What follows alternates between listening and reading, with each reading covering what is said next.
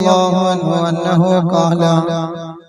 قال رسول الله صلى الله عليه وسلم تابعوا بين الحج والعمرة فإنها ينفيان الفقر والذنوب كما ينفي القير والخبث الحديد شفيعنا رسول الله ലബ്ബൈക പാടുന്നു ജനകൊടിയടങ്കലമുടയവനടുക്കുന്നു ലക്ഷ്യം ഈലാഹിന്റെ പൊരുത്തത്തിലൊരുങ്ങിക്കൊണ്ട ജബേറി നടക്കും ഉള്ള തുടിച്ച് കൊതിച്ച് വിളിച്ച് ജയിച്ച് മതിച്ചുടനോത്ത് രസിച്ച് അതിമക്കത്തൊടുത്തിടുന്നേ റബ്ബിൽ ഊതുബൈത്ത് നടത്തിയിടുന്നേ കൽബിൽ പെരുത്ത മുഹബത്തോടെ ഒരുത്തനെ തേടി മിണ്ടാനേ ഗുണം പൂണ്ടാനേ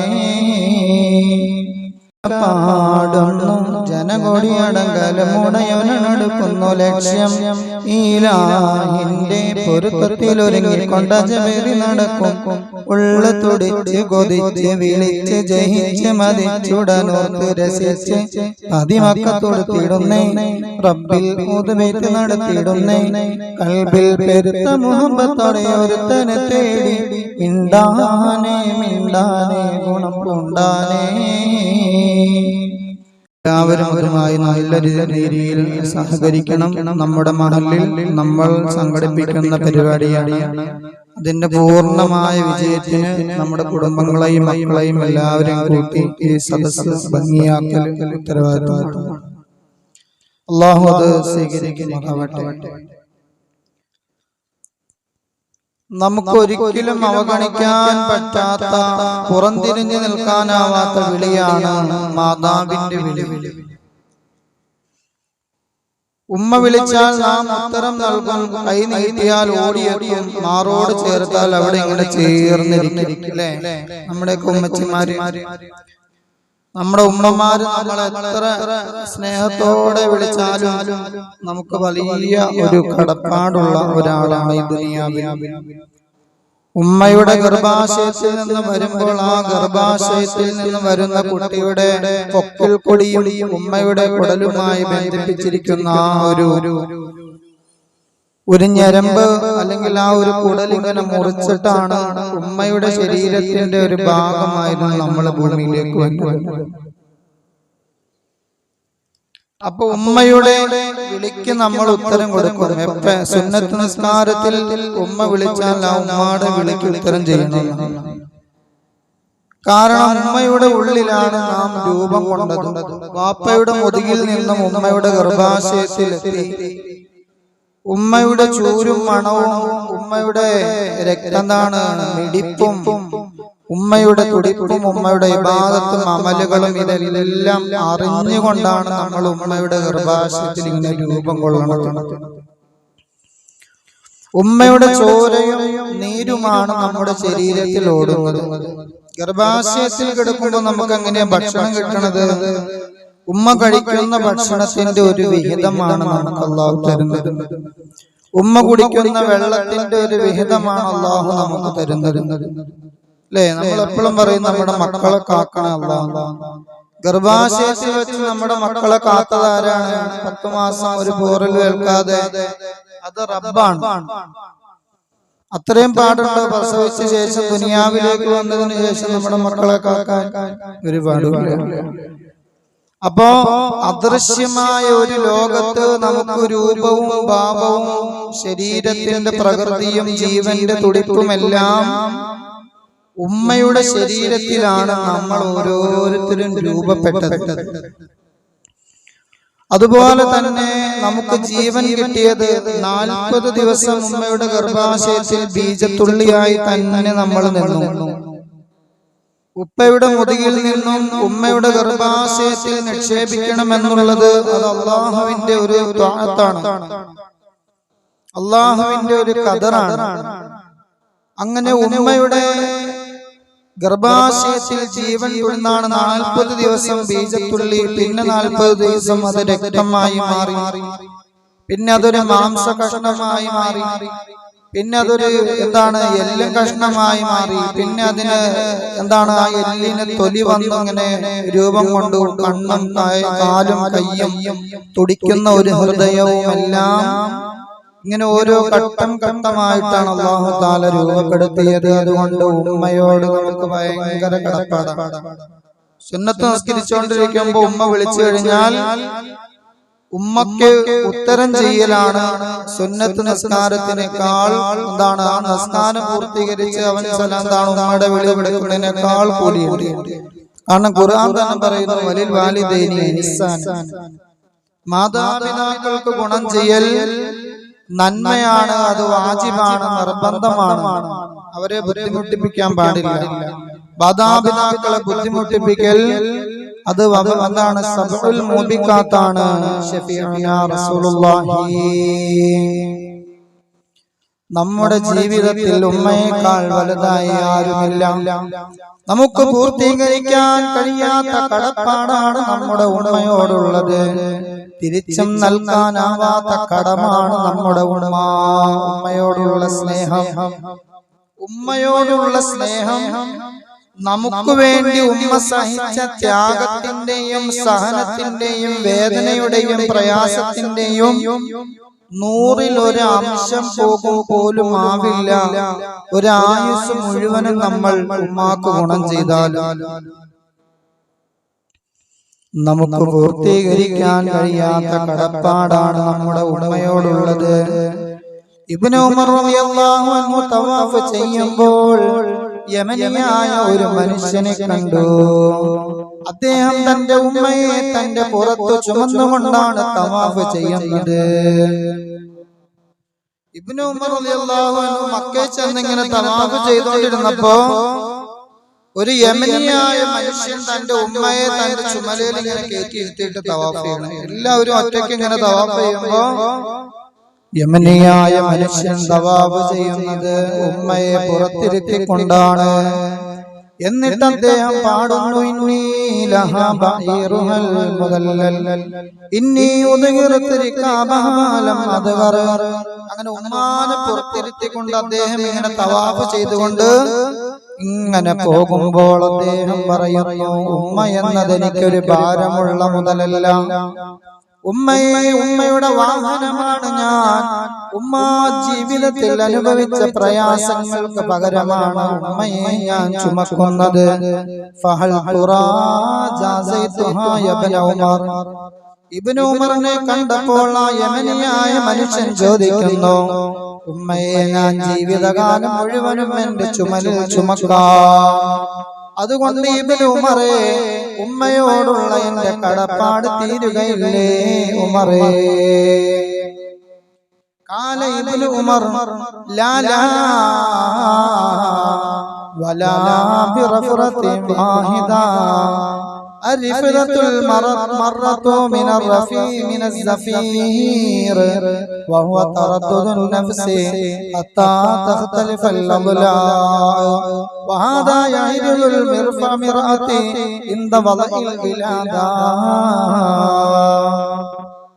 നിന്റെ ഉമ്മ നിന്നെ പ്രസവിക്കാൻ നേരത്തെ അനുഭവിച്ച ഒരു പ്രയാസമുണ്ടല്ലോ, ആ 1000 പ്രയാസങ്ങളിലുള്ള ഒരു പ്രയാസത്തിന്റെ ഒരു കണിക പോലും ആകില്ല ഉമ്മയെ ഒരു ആയുസ് മുഴുവനും നിന്റെ ചുമലിലിരുത്തി നീ തവാഫ് ചെയ്താലും, നീ ഹജ്ജ് ചെയ്താലും, നീ കൊണ്ടു നടന്നാലും, നീ എന്ത് ചെയ്താലും പ്രസവ സമയത്ത് മാത്രം നിനക്ക് വേണ്ടി നിന്റെ ഉമ്മ അനുഭവിച്ച ഒരു വേദനയുണ്ട്.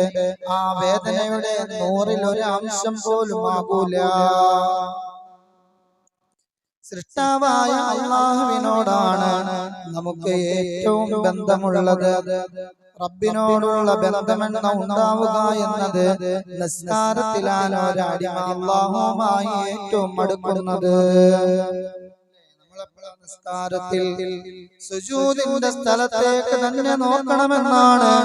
ഒരു മനുഷ്യൻ നിസ്കരിക്കാൻ കൈകെട്ടിയാൽ അല്ലാഹുവുമായിട്ടുള്ള അഭിമുഖ സംഭാഷണത്തിലാണ് അവൻ അല്ലാഹുവിന്റെ മുന്നിലാണ് നിൽക്കുന്നത്.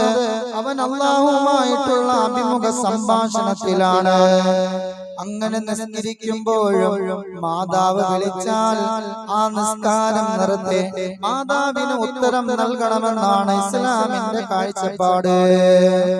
പ്രത്യേകിച്ച് ഉത്തരം നൽകിയില്ലെങ്കിൽ മാതാപിതാക്കൾ കോപിക്കുമെന്ന് ബോധ്യമുണ്ടെങ്കിൽ ഉറപ്പായും ഫർള് നിസ്കാരമല്ല, സുന്നത്ത് നിസ്കാരത്തിലാണെങ്കിൽ എന്ന് നബി മുഹമ്മദ് മുസ്തഫ. നിസ്കാരത്തിൽ ഉമ്മ വിളിച്ചു, നമ്മൾ നിസ്കരിക്കാൻ കഴിയട്ടെ. ഓളിമ്പെല്ലടിച്ചു, ഉമ്മയാണെന്ന് നമുക്ക് ഉറപ്പാണ്.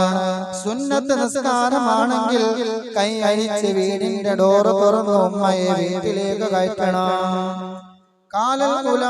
ഉലമാക്കൾ പറയുന്നു, ഇമാം നവവി റിപ്പോർട്ട് ചെയ്യുന്നു, കാന സവാബു ഫീ ഹഖ്ഖിഹി ഇജാബത്തുഹാ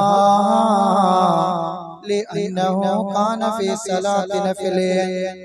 സുന്നത്ത് നിസ്കാരത്തിലാണെങ്കിൽ അവൻ ഉത്തരം ചെയ്യണം. വൽ ഇസ്തിംറാറു ഫീഹാ തതവ്വുൻ ലാ വാജിബുൻ. ആ നിസ്കാരം എന്നത് സുന്നത്താണ്, അത് ഫർളല്ല. വൈജാബത്തുൽ ഉമ്മി, ഉമ്മക്ക് ഉത്തരം നൽകലും. വബിർറഹാ, ഉമ്മാക്ക് ഗുണം ചെയ്യലും വാജിബൻ, അത് നിർബന്ധമാണ്. വൗഖൂഖുഹാ ഹറാം. ശഫീഉനാ റസൂലുള്ളാഹി. മാതാപിതാക്കളെ ബുദ്ധിമുട്ടിപ്പിക്കൽ അത് തനിച്ച ഹറാമാണ്. മാതാപിതാക്കളെ ബുദ്ധിമുട്ടിക്കാൻ പാടില്ല, മാതാപിതാക്കളെ കഷ്ടപ്പെടുത്താൻ പാടില്ല. മക്കളോട് തിരിപ്പുണ്ടായാലോ, സ്ഥലം വീതം വെച്ചപ്പോ ഇളയ മകന് കൂടുതൽ കൊടുത്താലോ, കുടുംബത്തിൽ എന്തെന്ത് പ്രശ്നങ്ങൾ ഉണ്ടാവാൻ കാരണം ഉമ്മയാണെങ്കിലും അതവരുടെ പ്രായത്തിന്റെ കുഴപ്പമാണ്, അതവരുടെ വിദ്യാഭ്യാസത്തിന്റെ കുഴപ്പമാണ്, അതവർക്ക് നേടിയെടുത്തതായ പഠിച്ച ചെറുപ്പത്തിലുള്ള സംസ്കാരത്തിന്റെ കുഴപ്പമാണ്. പക്ഷേ ഉമ്മയെ അവൻ തള്ളി പറയാൻ പാടില്ല. മാതാപിതാക്കളെ ബുദ്ധിമുട്ടിപ്പിക്കൽ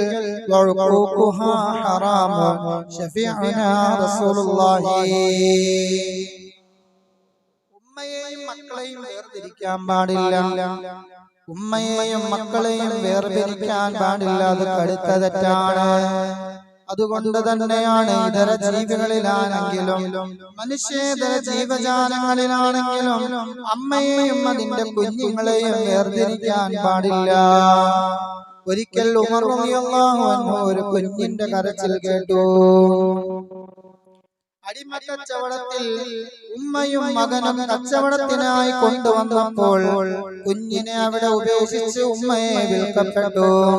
കുട്ടിയുടെ കരച്ചിൽ കേട്ടപ്പോൾ ഉമർ റളിയല്ലാഹു അൻഹുവിന് വല്ലാത്ത പ്രയാസമായി.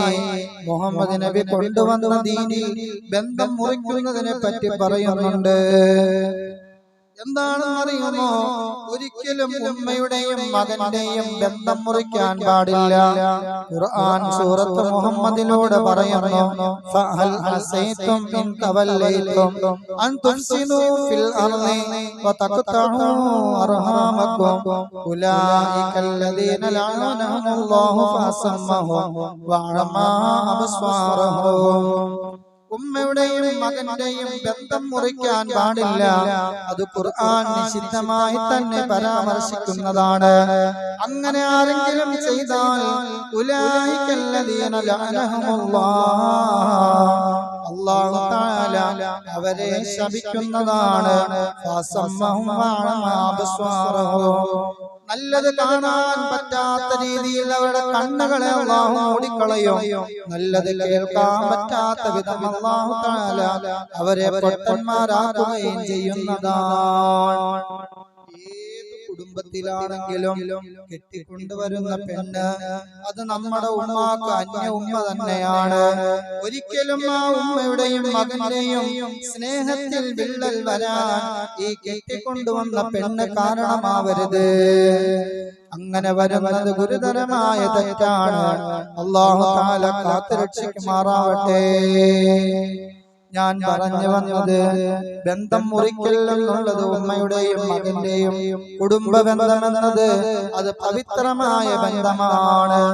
ഇപ്പോൾ ഇത് പറയാനുള്ള കാരണം നമ്മുടെ ഉമ്മ പോലെ ഹൃദയം കൊതിക്കുന്ന, ഹൃദയം തുടിക്കുന്ന, ഓടിയെത്താൻ കൊതിക്കുന്ന, അലിഞ്ഞു ചേരാൻ ആഗ്രഹിക്കുന്ന ഒരു നാടുണ്ട്. ഉമ്മുൽ ഖുറ എന്നാണ് ആ നാടിന്റെ പേര്. ഗ്രാമങ്ങളുടെ ഉമ്മയാണ്, കറിയകളുടെ ഉമ്മയാണ് പരിശുദ്ധമായ കഅബാലയം. ഗ്രാമങ്ങളുടെ മാതാവാണ് പരിശുദ്ധമായ കഅബ. അവിടേക്ക് മനസ്സ് തുടിക്കാതെ, അവിടേക്ക് മനസ്സ് കൊതിക്കാതെ ഒരു മുസ്ലിങ്ങളും കൂട്ടത്തിലില്ല.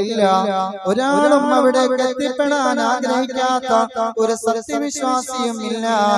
മാതാവിലേക്കെന്ന പോലെ അവിടേക്ക് ഹാജിമാർ ലബ്ബൈക പറഞ്ഞുകൊണ്ട് യാത്രയായിരിക്കുന്നു. വിശുദ്ധ ഖുർആൻ പറയുന്നു, وَإِذْ جَعَلْنَا الْبَيْتَ مَثَابَةً لِلنَّاسِ وَأَمْنًا وَاتَّخِذُوا مِنْ مَقَامِ إِبْرَاهِيمَ مُصَلًّى وَعَهِدْنَا إِلَى إِبْرَاهِيمَ وَإِسْمَاعِيلَ أَنْ طَهِّرَا بَيْتِيَ لِلطَّائِفِينَ وَالْعَاكِفِينَ وَالرُّكَّعِ السُّجُودِ.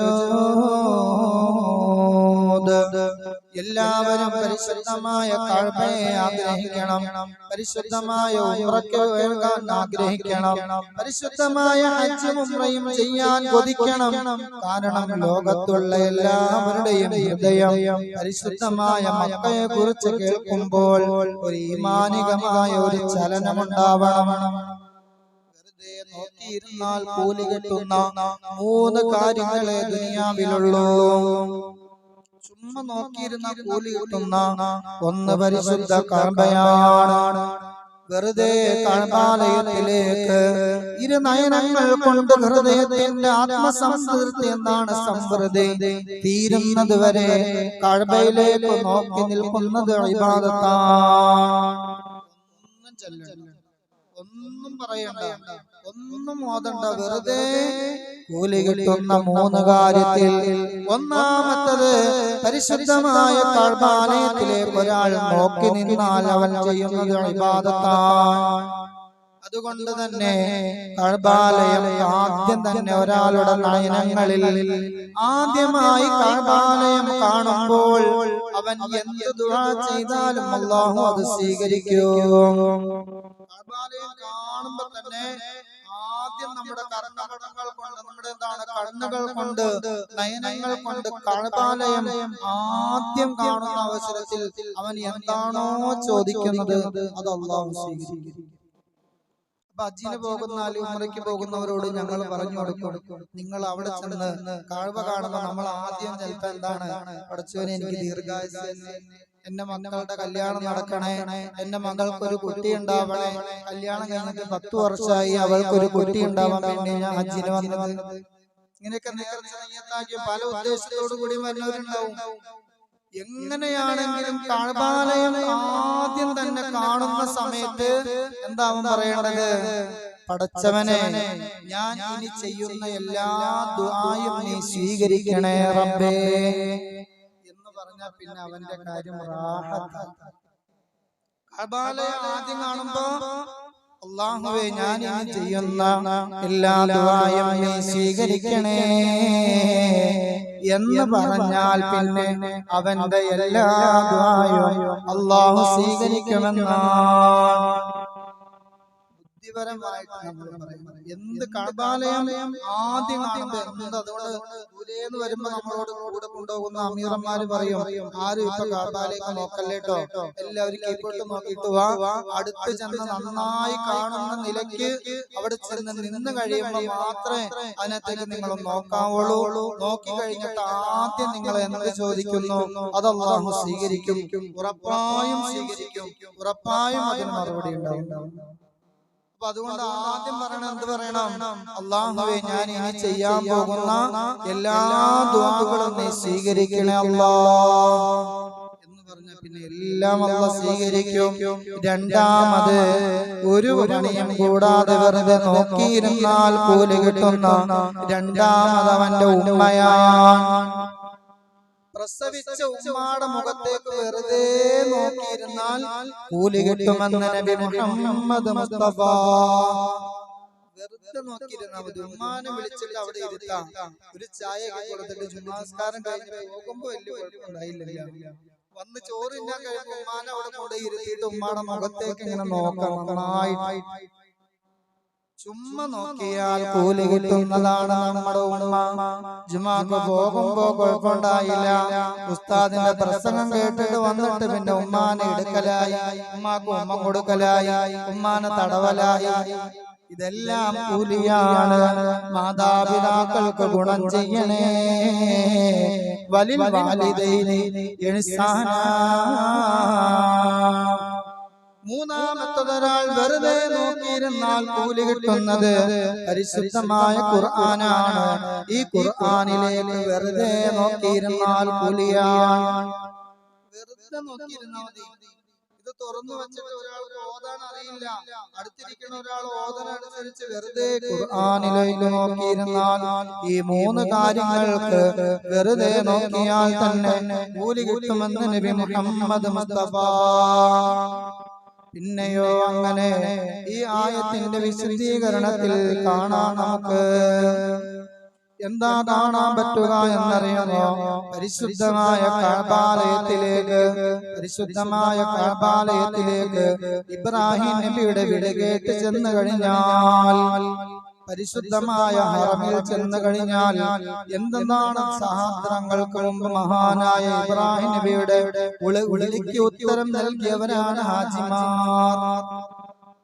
ഇബ്രാഹിം നബിയുടെ അല്ലാഹു തആല പറഞ്ഞത്, ഇബ്രാഹിമേ നീ ഹജ്ജിന് വേണ്ടി എല്ലാവരും വിളിക്കുക. ഇബ്രാഹിം നബി പറഞ്ഞു, പടച്ചവനെ ഞാൻ വിളിച്ചു കഴിഞ്ഞാൽ എങ്ങനെയാണ് ഈ ആൾക്കാർ കേൾക്കുക?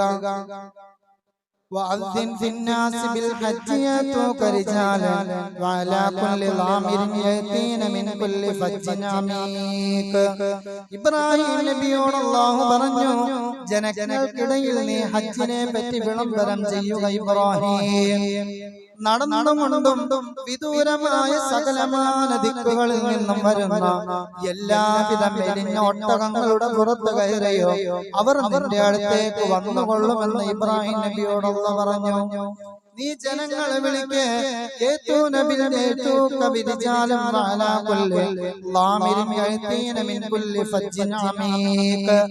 ലോകത്തിന്റെ കേന്ദ്രബിന്ദുവായ കഅബാലയത്തിൽ ലോകത്തിന്റെ നാനാ തുറകളിൽ നിന്നും നിന്നിലേക്ക് ജനങ്ങൾ വന്നുകൊള്ളും.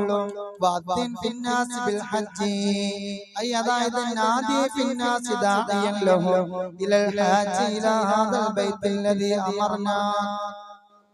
ഇബ്രാഹിം നബി ചോദിച്ചു, ഞാൻ ഇങ്ങനെ വിളിച്ചു കഴിഞ്ഞാൽ എന്റെ ഈ ശബ്ദമൊക്കെ എല്ലാവരിലേക്കും കേൾക്കുവാ, ഞാൻ എന്താണ് അല്ലാഹുവേ, എന്റെ സൗണ്ട് അങ്ങനെ വലിയ സൗണ്ട് ഒന്നുമില്ല. ഞാൻ ഇവിടെ കയറി ഇന്ന് വിളിച്ചു കഴിഞ്ഞാൽ ഈ ലോകത്തുള്ള ആൾക്കാരൊക്കെ അങ്ങനെ കേൾക്കണത്. പറയപ്പെട്ടു, നീ വിളിച്ചോ, എത്തിക്കണ കാര്യം ഞാൻ അതോർത്ത് നീ പേടിക്കണ്ട. നിന്റെ അടുത്ത് പറഞ്ഞ പണി നീ ചെയ്താൽ മതി. ജനങ്ങളെ എത്തിക്കണ കാര്യം ഞാൻ ഏറ്റു, ഞാനല്ലേ ഇതൊക്കെ സംവിധാനിച്ച ആള്. അല്ലാഹു പറയുന്നു, ജനങ്ങളെ എത്തിക്കുന്ന കാര്യം ഞാൻ ഏറ്റു. ഇത് ജനങ്ങളിലേക്ക് എത്തുന്നത് നീ അറിയേണ്ടതില്ല. നീ ഹജ്ജിന് വേണ്ടി വിളിക്കേ. ഇന്ന റബ്ബകും ഖദ് തഖദൂ ബൈതൻ ഫഹജ്ജൂ. അങ്ങനെ ഇന്നൽ ജിബാല തവാദഅത ഹത്താ ബലഗൽ സൗതു വറഹമൻ അർളി. പറഞ്ഞാണ്, പർവ്വതത്തിന്റെ മൂർധാവിൽ കയറിയിരുന്നുകൊണ്ട് ഇബ്രാഹിം നബി അലൈഹിസ്സലാത്തു വസ്സലാം വിളിച്ചപ്പോൾ തവാദഅത ഹത്താ ബലഗൽ സൗതു അർജഅൽ അർളി. ഭൂമിയിലുള്ള ഒരു സൗണ്ട് കേൾക്കുന്ന വിധത്തിൽ ആ പർവ്വതം ഇങ്ങനെ താഴ്ന്നു വന്നു. സമുദ്രനിരപ്പിൽ നിന്നും എത്രയോ അടി ഉയരത്തിലാണ് ഇടുക്കി എന്ന കേരളത്തിലെ ജില്ല. സമുദ്രനിരപ്പിൽ നിന്നും 2000-ലധികം കിലോമീറ്ററാണ് ഉയർന്നാണ് അടി ഉയരത്തിലാണ് ഇടുക്കി ജില്ല നിലനിൽക്കുന്നത്.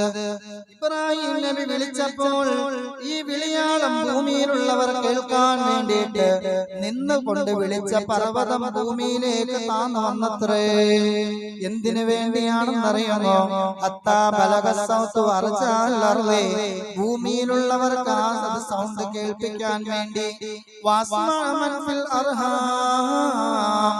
ഉമ്മയുടെ ഗർഭാശയത്തിലുള്ള മുഴുവൻ തുടിക്കുന്ന ജീവനുകളെയോ ആ ശബ്ദം ഇബ്രാഹിം നബിയുടെ ശബ്ദം അല്ലാഹു കേൾപ്പിച്ചിട്ടുണ്ട്. മാത്രമല്ല ഉമ്മയുടെ മുതകത്തുള്ളവരുടെ ജീവനിലേക്കും ഉമ്മയുടെ ഗർഭാശയത്തിലുള്ളവരുടെ ജീവനിലേക്കും ആ ശബ്ദം അല്ലാഹു എത്തിച്ചു കൊടുത്തു.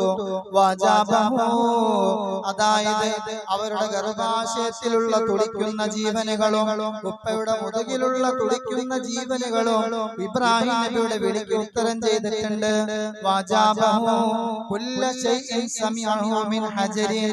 ലോകത്തുള്ള മനുഷ്യന്മാര് മാത്രമല്ല സകലമാന കല്ലുകളും അതിനുത്തരം ചെയ്തു.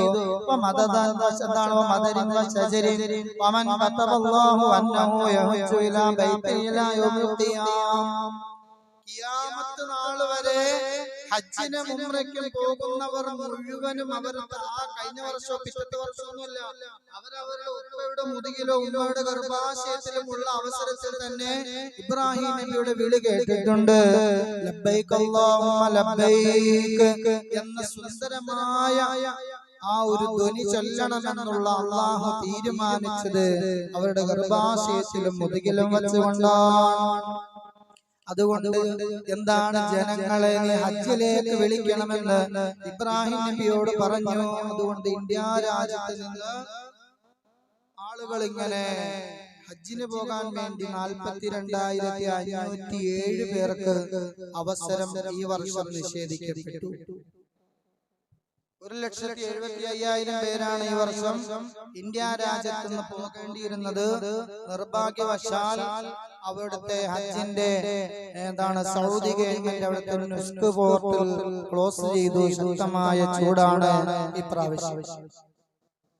കഅബയിൽ ഹജ്ജിന് ചെല്ലുന്നവർക്ക് അതിശക്തമായ ചൂടായതുകൊണ്ട് സൗദി ഗവൺമെന്റ് അവിടുത്തെ നുസ്കിന്റെ പോർട്ടൽ ക്ലോസ് ചെയ്തു. ഇന്ത്യ രാജ്യത്ത് പോകാനിരുന്ന 42,507 പേർക്ക് പോകാൻ സാധിക്കില്ല. അതിൽപ്പെട്ട ആളാണ് നമ്മുടെ അലിയാർ സാർ. അല്ലാഹു തആല ആഫിയത്തും ആരോഗ്യവും ദീർഘായുസ്സും കൊടുക്കട്ടെ. ഹജ്ജിന് പോകാൻ നിയ്യത്ത് ചെയ്ത പല ആൾക്കാരും ഒരുങ്ങി വന്നവർ, ലക്ഷങ്ങൾ കൊടുത്തവർ, 4-5 ലക്ഷം രൂപകൾ കൊടുത്തവർ ഇവർക്ക് പോകാൻ പറ്റില്ല എന്ന് സൗദി ഗവൺമെന്റ് അറിയിച്ചു. ഈ വർഷത്തെ ഹജ്ജിന്റെ ഈ പ്രാവശ്യത്തേക്കുള്ള ഇനി പുതിയ ഒരു അപേക്ഷയും സ്വീകരിക്കില്ല, പുതിയ ഒരു അവസരവുമില്ല. സ്വീകരിക്കുമാറാവട്ടെ. നമ്മുടെ നാട്ടിൽ നിന്നും പോയവര് ഫരീദ് സാഹിബ് വിളിച്ചിട്ടുണ്ടായിരുന്നു. ഉംറ കഴിഞ്ഞു, 1-2 ഉംറ കഴിഞ്ഞു, ഉസ്താദേ നന്നായി ദുആ ചെയ്യണം എന്ന് പറഞ്ഞു. അതുപോലെ ഷാനവാസ് കുടുംബവും വെള്ളക്കാമറ്റ് അവർക്കൊക്കെ അല്ലാഹു തആല പരിപൂർണമായ ആഫിയത്തും ആരോഗ്യവും ദീർഘായുസ്സും കൊടുക്കട്ടെ. നമ്മുടെ പ്രതിനിധികളായി നാട്ടിൽ നിന്നും പോയവരാണ്. അല്ലാഹു അവർക്കെല്ലാം പരിപൂർണമായ ആഫിയത്തും ആരോഗ്യവും കൊടുക്കുമാറാവട്ടെ. അതുപോലെ മറ്റൊരു സഹോദരൻ കഴിഞ്ഞു വരുന്ന 21-ാം തീയതി നമ്മുടെ കമാലിയ ഇബ്രാഹിം സാഹിബ് അവരുടെ കുടുംബവും പോകുന്നുണ്ട്. അല്ലാഹു തആല അവർക്ക് പരിപൂർണമായ ആഫിയത്തും ആരോഗ്യവും കൊടുക്കുമാറാവട്ടെ. അതുകൊണ്ട് ഉളുഹിയത്തിനുള്ള സമയമായി. നമ്മുടെ സമ്പത്തിൽ ബറക്കത്തും നമ്മുടെ അനുഗ്രഹങ്ങൾ നിലനിൽക്കുന്നതിനും ഏറ്റവും വലിയ ഒരു മഹത്തായ ഒരു സൽക്കർമ്മമാണ് ഉളുഹിയത്ത്. ഇൻഷാ അല്ലാഹ് വരുന്ന ആഴ്ചകളിൽ അതിന്റെ നന്മകളും അതിന്റെ ഗുണങ്ങളും അതിന്റെ പ്രതിഫലങ്ങളും എല്ലാം നമുക്ക് പ്രതിപാദിക്കണം. ഉളുഹിയത്തിന് കഴിവുണ്ടായിരിക്കെ അത് ചെയ്യണം. നമ്മുടെ സമ്പത്തിൽ അല്ലാഹു തആല ബറക്കത്ത് എടുത്തു കളഞ്ഞാൽ പിന്നെ നമ്മൾ എത്ര കൂട്ടിയാലും കൂടില്ല, എത്ര സമ്പാദിച്ചാലും അത് സമ്പാദിക്കാൻ പറ്റൂല. നമ്മൾക്ക് അള്ളാഹു തന്ന നിഅമത്തുകൾക്ക് നന്ദിയും അനുഗ്രഹവും പിന്നെയും അള്ളാഹുവിനോട് ശുക്റും പ്രകടിപ്പിച്ചാൽ മാത്രമേ നമ്മുടെ സമ്പത്തിൽ അള്ളാഹു തആല ബറക്കത്ത് കൊണ്ട് പൊതിയുകയുള്ളൂ. അള്ളാഹു സ്വീകരിക്കുമാറാവട്ടെ. അതുകൊണ്ട് ഉളഹിയത്തിനൊക്കെ വേണ്ടി എല്ലാവരും റെഡിയാവണം. നല്ല അഴകുള്ള ഭംഗിയുള്ള ഏറ്റവും നല്ല ഭംഗിയുള്ള മൃഗത്തെ ഉരുവിനെ തന്നെ നിങ്ങൾ കണ്ടുവയ്ക്കണം. ഹസ്സിനു ലഹായാകും ഫഇന്നഹാ മത്വായാകും ശഫീഉനാ റസൂലുള്ളാഹി. നിങ്ങൾ ഏറ്റവും നല്ല സുന്ദരമായ ഒരു ഉരുവിനെ നിങ്ങൾ തയ്യാറാക്കി നിങ്ങൾ വച്ചു കഴിഞ്ഞാൽ മത്സരയിൽ നിങ്ങൾ കോടാനുകോടി ജനങ്ങൾ മത്സരയിൽ ഇങ്ങനെ പോകുമ്പോൾ അവർക്ക് വേണ്ടി വന്നു നിൽക്കുന്ന വാഹനമാണ് നിങ്ങൾ ഇറക്കുന്ന ഉളുഹിയത്ത്. അതുകൊണ്ട് നിങ്ങൾ ഏറ്റവും ഭംഗിയുള്ള അഴകുള്ള ഏതൊരാള് കണ്ടാലും അത് കൊള്ളാം എന്ന് പറയുന്ന ഭംഗിയുള്ള ഒരു അയവുമില്ലാത്ത മൃഗത്തെ നോക്കി നിങ്ങൾ അതിനെ തയ്യാറാക്കണം. ഇൻഷാ അല്ലാഹ് അതിനെ കുറിച്ചൊക്കെ നമുക്ക് പരാമർശിക്കാം. അല്ലാഹു തൗഫീഖ് ചെയ്യുമാറാവട്ടെ. സുഖമില്ലാത്ത നമ്മുടെ ഈ പരിപാടിയെ കുറിച്ചൊക്കെ എല്ലാവർക്കും അറിയാം. എല്ലാവരും അതിൽ ഭാഗവത്താക്കണം. ആരും മാറി നിൽക്കരുത്. ദീനിയായ സദസ്സാണ്. നമ്മുടെ ഭാര്യമാരെയും മക്കളെയും എല്ലാവരെയും ഈ നാട്ടിലെ എല്ലാവരും ഇതിൽ പങ്കെടുക്കണം. അല്ലാഹു തആല സ്വീകരിക്കുമാറാവട്ടെ. സ്വലാത്ത് വാർഷികമാണ്. സുഖമില്ലാത്ത ഒരു സഹോദരി ദുആ ചെയ്യാൻ സംഭാവന 2000 രൂപ. ഹലാലായ മുറാദുകൾ ഹാസിലാവാൻ വേണ്ടി മറ്റൊരു സഹോദരൻ 100 രൂപ.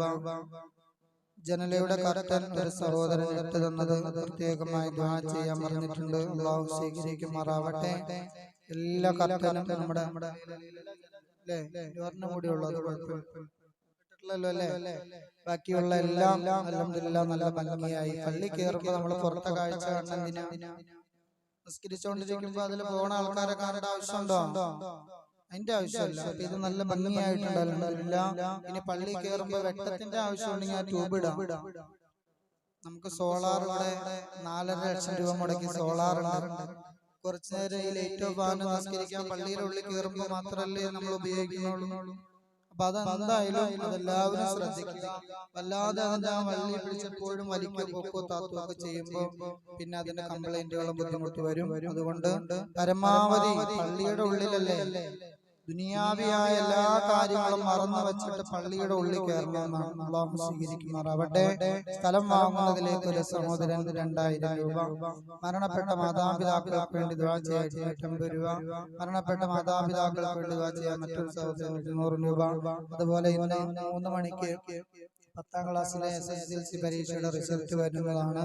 അതുകൊണ്ട് പ്രത്യേകമായി ദുആ ചെയ്യാൻ പറഞ്ഞിട്ടുണ്ട്. ഒരു 3 സ്വലാത്ത് സല്ലല്ലാഹു അലാ മുഹമ്മദ് സല്ലല്ലാഹു അലൈഹി വസല്ലം സല്ലല്ലാഹു അലാ മുഹമ്മദ് സല്ലല്ലാഹു അലൈഹി വസല്ലം اللهم صل على محمد يا ربي صل عليه وسلم أرحم الراحمين يا سيداയ മലിക്കുൽ ജബ്ബാറായ റഹ്മാനെ സുഖമില്ലാത്ത സഹോദരി 2000 രൂപ തന്നു. നീ സ്വീകരിക്കണേ അല്ലാഹ്. നീ കബൂലാക്കണേ റബ്ബേ. എന്തെന്ത് രോഗമാണെങ്കിലും നീ ശിഫയാക്കണേ അല്ലാഹ്. ശാരീരികമായ മാനസികമായ സാമ്പത്തികമായവരുടെ പ്രയാസങ്ങൾ നീ ദൂരീകരിക്കണേ അല്ലാഹ്. എല്ലാ പ്രയാസങ്ങളിൽ നിന്നും നീ സലാമത്താക്കണേ റബ്ബേ. ഞങ്ങൾ ഓരോരുത്തരെയും നീ സ്വീകരിക്കണം റബ്ബേ. ഞങ്ങൾ ഓരോരുത്തരുടെയും അവരുടെയും എല്ലാ രോഗങ്ങളും ശിഫയാക്കണം അല്ലാഹ്. ക്യാൻസർ, ട്യൂമർ പോലെയുള്ള മാരകമായ രോഗങ്ങളെ തൊട്ട് കാക്കണം അല്ലാഹ്. ഹലാലായ മുറാദുകൾ ഹാസിലാവാൻ ഒരു സഹോദരൻ പറഞ്ഞിരിക്കുന്നു. നീ സ്വീകരിക്കണേ അല്ലാഹ്. അവരുടെ സദഖ നീ കബൂലാക്കണേ അല്ലാഹ്. എന്തെന്ത് മുറാദാണെങ്കിലും നീ ഹാസിലാക്കണേ റബ്ബേ. അല്ലാഹുവേ അവരുടെ കച്ചവടത്തിലും ജോലിയിലും ബറക്കത്ത് ചൊരിയണേ റബ്ബേ. അല്ലാഹുവേ ജനലയുടെ കർട്ടൻ തന്ന സഹോദരൻ അല്ലാഹുവേ ആഫിയത്ത് കൊടുക്കണേ അല്ലാഹ്. ദീർഘായുസ് കൊടുക്കണേ അല്ലാഹ്. ആഫിയത്ത് കൊടുക്കണേ അല്ലാഹ്. ആരോഗ്യം കൊടുക്കണേ അല്ലാഹ്. കുടുംബങ്ങളെ അനുഗ്രഹിക്കണേ അല്ലാഹ്. മക്കളെ അനുഗ്രഹിക്കണേ റബ്ബേ. പേരക്കിടാങ്ങളെ അനുഗ്രഹിക്കണേ അല്ലാഹ്. അല്ലാഹുവേ എന്തെന്ത് രോഗങ്ങൾ കൊണ്ട് കഷ്ടപ്പെടുന്നവരാണെങ്കിലും എല്ലാ രോഗങ്ങളെയും ശിഫയാക്കണേ അല്ലാഹ്. അല്ലാഹുവേ കുടുംബങ്ങളെ അനുഗ്രഹിക്കണം അല്ലാഹുവേ പടച്ചവനെ ശാരീരികമായ വല്ല പ്രയാസങ്ങൾ അനുഭവിക്കുന്നവരാണെങ്കിൽ ഈ ഒരു സദഖയുടെ മഹത്വം കൊണ്ട് നീ ശിഫയാക്കണേ അല്ലാഹ്. സ്ഥലം വാങ്ങുന്നതിലേക്ക് ഒരു സഹോദരൻ 2000 രൂപ അല്ലാഹുവേ ഓഫർ ചെയ്തതിലാണ്, നീ സ്വീകരിക്കണ റബ്ബേ. അല്ലാഹുവേ നീ കബൂലാക്കണേ റബ്ബേ. എന്തെന്ത് മുറാദാണെങ്കിലും ഹാസിനാക്കണേ റബ്ബേ. കുടുംബത്തിൽ നിന്ന് മരണപ്പെട്ടു പോയവർക്ക് മഗ്ഫിറത്ത് കൊടുക്കണം അല്ലാഹുവേ. മക്കൾക്ക് ആഫിയത്തും ആരോഗ്യവും കൊടുക്കണം അല്ലാഹുവേ. മാതാപിതാക്കൾക്ക് ദീർഘായുസ്സ് കൊടുക്കണം റബ്ബേ. മരണപ്പെട്ടു പോയവരെങ്കിലും ഖബറിടങ്ങൾ സ്വർഗ്ഗമാക്കണം മാതാപിതാക്കൾക്ക് വേണ്ടി ദുആ ചെയ്യാൻ പറഞ്ഞിട്ടുണ്ട് അല്ലാഹുവേ. അവരുടെ പാപങ്ങൾ പൊറുക്കണം അവരുടെ ദോഷങ്ങൾ പൊറുക്കണം അവരുടെ പോരായ്മകളെ പരിഹരിക്കണം അല്ലാഹുവേ. അവരുടെ ന്യൂനതകളെ മറച്ചു വെക്കണം റബ്ബേ. ഞങ്ങൾക്ക് ഗുണം ചെയ്തതുപോലെ ഞങ്ങളുടെ മാതാപിതാക്കൾക്ക് നീ ഗുണം ചെയ്യണേ റബ്ബേ. പള്ളിക്ക് ചുറ്റും അന്തിവിശ്രമം കൊള്ളുന്ന മുഴുവൻ മാതാപിതാക്കൾക്കും നീ മഗ്ഫിറത്തും മർഹമത്തും കൊടുക്കണം അല്ലാഹ്. മരണപ്പെട്ടു പോയ മാതാപിതാക്കൾ അവർ ദുനിയാവിൽ എന്തെന്ത് കുറ്റങ്ങൾ ചെയ്തവരാണെങ്കിലും മക്കൾ ചെയ്യുന്ന സദഖയുടെ ബറക്കത്ത് കൊണ്ട് അവർക്ക് നീ പൊറുക്കണം അല്ലാഹുവേ. അവരുടെ ഖബറിടങ്ങൾ നീ സ്വർഗ്ഗമാക്കണം അല്ലാഹുവേ. അവരുടെ ഖബറിടങ്ങൾ പ്രകാശം കൊണ്ട് നീ അലങ്കരിക്കണം റബ്ബേ. അല്ലാഹുവേ. ഇന്ന് ഉച്ച കഴിഞ്ഞ് 10ാം ക്ലാസ്സിൽ SSLC എഴുതിയ മുഴുവൻ കുട്ടികളുടെയും റിസൾട്ട് വരും. ഈ നാട്ടിലെ മുഴുവൻ കുട്ടികളെയും നീ വിജയിപ്പിക്കണം അല്ലാഹുവേ. ഉന്നത വിദ്യാഭ്യാസം കൊടുക്കണം റബ്ബേ.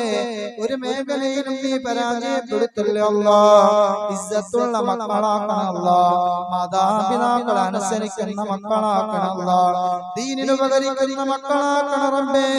അല്ലാഹുവേ. കൺകുളിർമയേകുന്ന സന്താനങ്ങളാക്കണം റബ്ബേ. മരിച്ചാലും ഉമ്മയുടെ ഖബറിന്റെ അരികിൽ വന്ന് സലാം പറയുന്ന മക്കളാക്കണേ അല്ലാഹ്.